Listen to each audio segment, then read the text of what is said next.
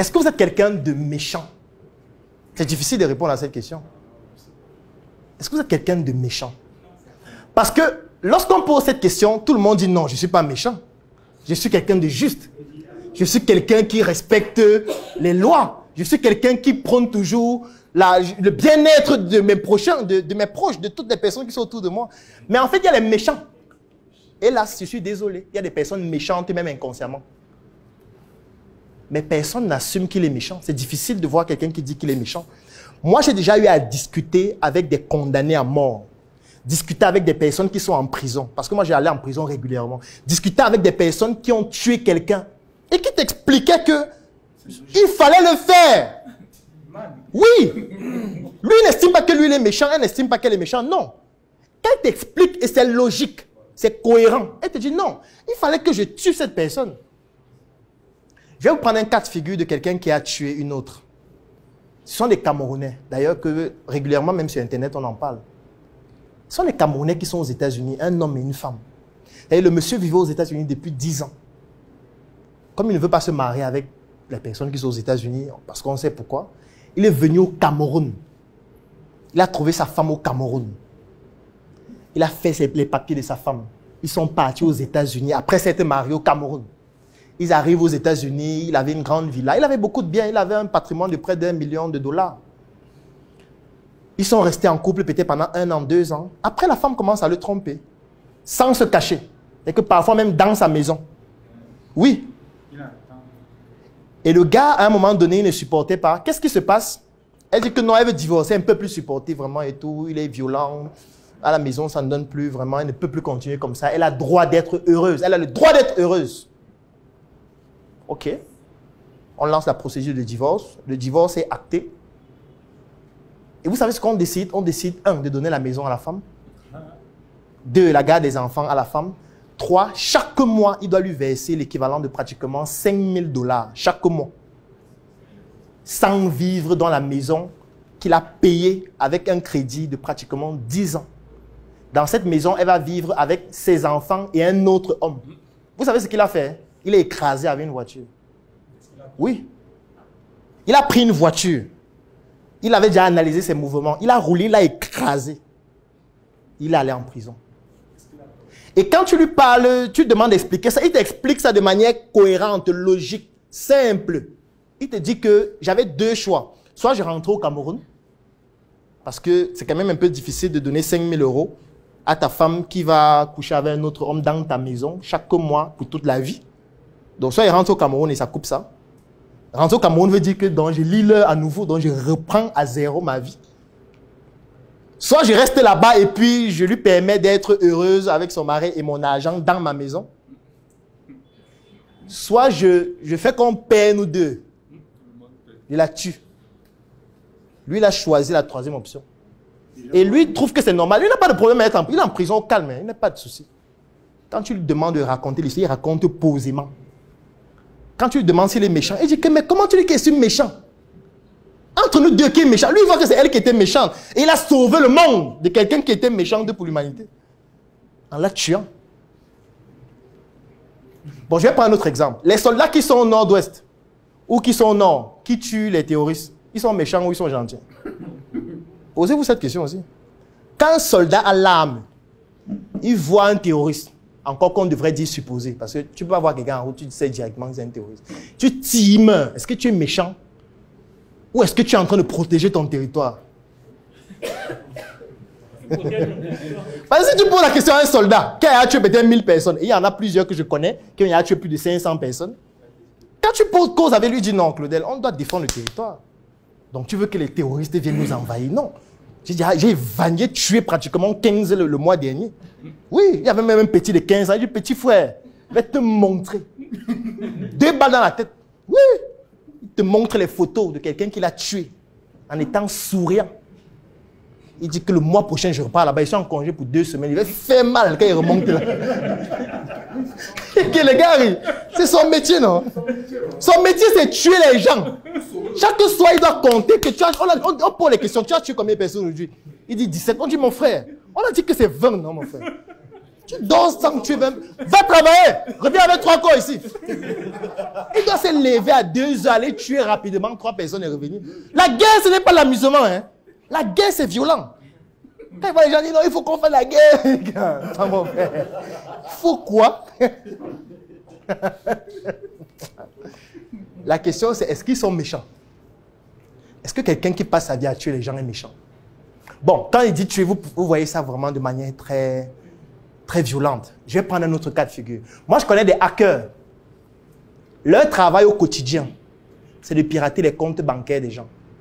C'est là que leur travail, surtout pendant les fêtes comme ça. Donc, son travail, c'est qu'il est assis sur sa machine. Tu as 2 millions dans ton compte, il pirate ton compte, il enlève 1 900 000, il vit dans son compte. Il fait sa fête avec.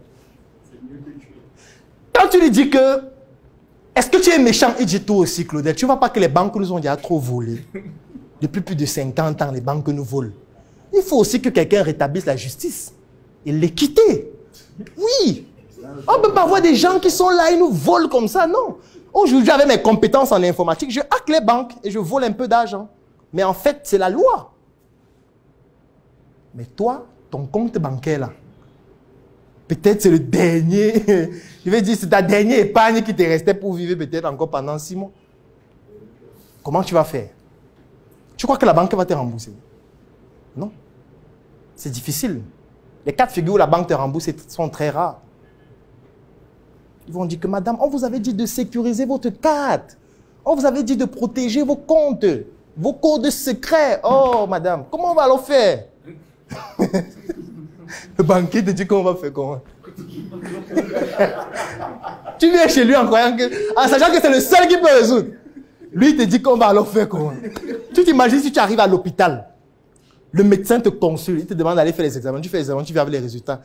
Il dit, oh là là, madame, oh là là, aïe, aïe, aïe, aïe, aïe. Le médecin, il dit que madame, ce qu'il lit là, aïe. Ouf, c'est trop grave, c'est trop grave. En fait, depuis que je suis médecin, depuis 20 ans, c'est le premier cas que je vois. Et en fac de médecine, on nous avait expliqué que c'est 100% de décès.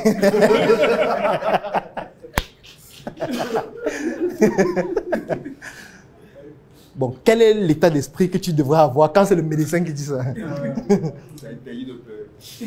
Dans ce cas de figure, tu dis que bon, ça veut dire qu'il peut commencer mon testament maintenant.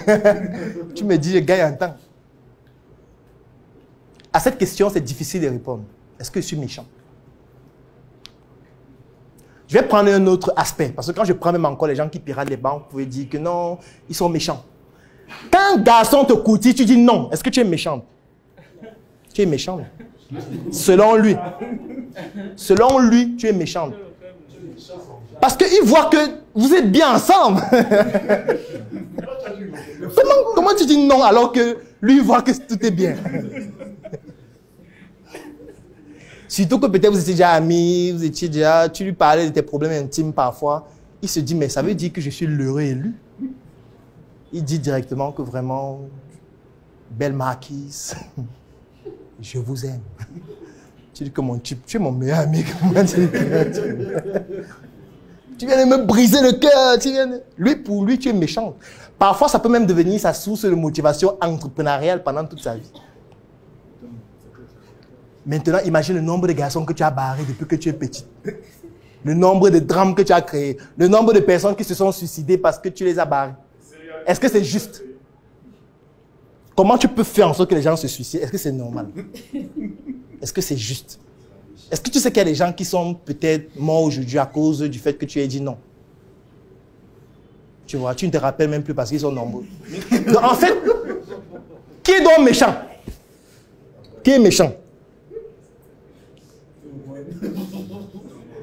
Bon, on va laisser ce domaine. On prend un autre domaine.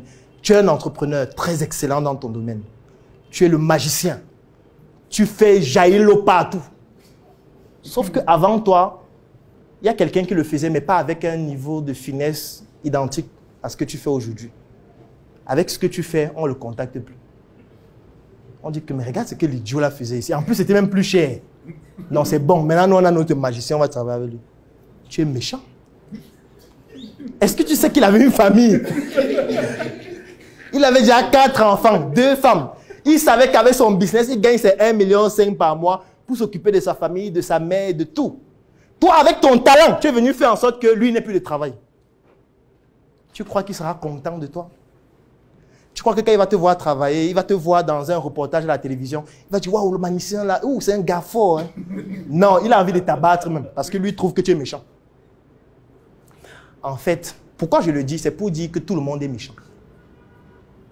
C'est juste que parfois, vous ne prenez pas suffisamment conscience du tort que vous causez aux gens, même inconsciemment. Vous causez du tort aux gens. Si régulièrement tu achetais un produit chez une femme, chaque mois tu achetais le produit chez elle, tu lui faisais un chiffre d'affaires de 50 000 par mois, et puis du jour au lendemain, tu changes le fournisseur, tu lui crées du tort.